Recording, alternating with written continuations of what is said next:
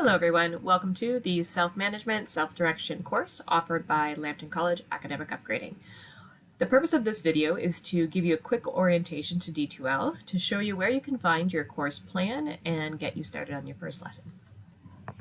The first thing that you're going to want to do is to log into your My Lambton account.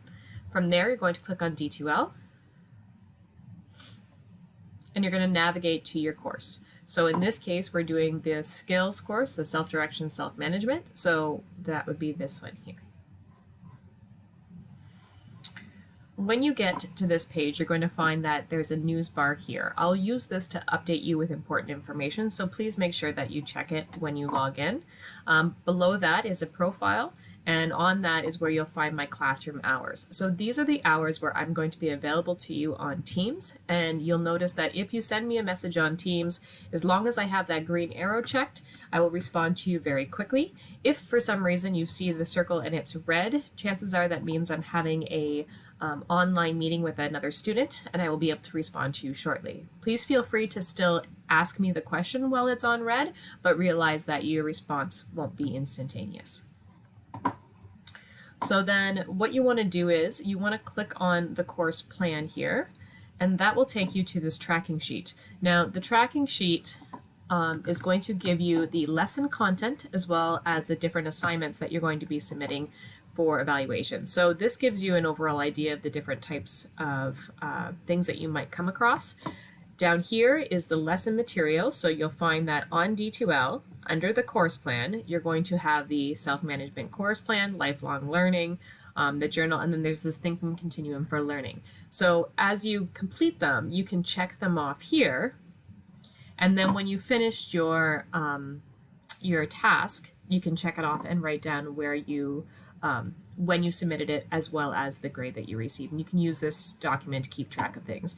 There's two ways to do that. One is to download it and save it to your computer, and then you can use Adobe to mark on it, or you could download it and then print it off. So the next thing you're going to do is you're going to click on your first lesson. So when you click on this lifelong learning, you'll see different activities. So there's going to be some text that you're going to need to read carefully to get the lesson content. Sometimes you're going to find external links that take you to where you'll find other information.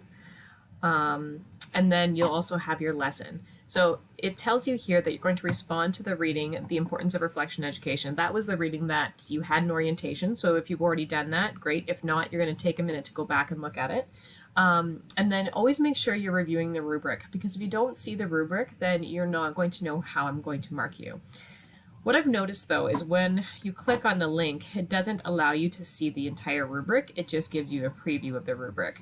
So to actually find the journal rubric, you're going to want to go to My Tools, Rubric, and then this is where you see all the different rubrics that I'm using to evaluate you throughout this course. So your journals will all be marked the exact same way, and you want to use this to see what are the criteria. So what are the things that I'm looking for as I mark your assignment? So I'm making sure that you are using the different knowledge processes that we have, and this is going to tell you how to do it. So are you making connections with what you have read or what you've learned about to your own personal life experience?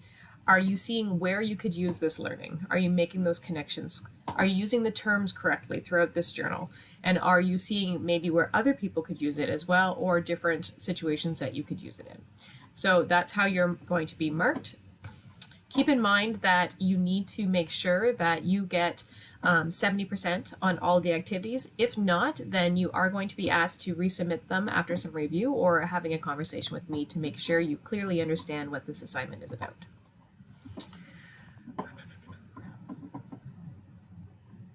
Once you have submitted your assignments to me through email, you can actually say, okay, so say you submitted the journal for this. You could also check it off here if you'd like, and that allows you to see where you left off a little bit easier. So when you come back in the next day, you land on your launch page, and you'll see that this was 100% complete, and now you're working on this. Sometimes you're going to notice that they don't have a checkbox. That means that it's optional, so you can feel free to watch this or not. And then your actual material here is required. So you want to make sure that you complete all of the required things, and if you would like to do the optional stuff, you're welcome to do that. Okay, I think that's pretty much everything that you need to know right now. If you're looking for quizzes, there's a link to them in the course, but you can also find them under here. If you want to email me, you're going to go to communication and email, and then you're going to just start typing my name. So Natalie, I should come up. So then it pops right up. You can click on it. Make sure that you're telling me why you're emailing me. So say, for example, you're submitting your first journal. So submitting reflection journal. Give me a little, hi attached to find my journal from. You want to make sure that you're always telling me that there's an attachment. Well, in any email that you send, if you're attaching something, you want to make sure that you say it. And then you're going to either upload it from your computer, you're going to choose existing if you saved it on your OneDrive, or if you're choosing to do a voice recording, you can actually record your submission here. Okay. And I think that is all for now. As I said, if you have any questions, please feel free to reach out. You can get a hold of me through email, or you can get a hold of me on Teams. Look forward to working with you.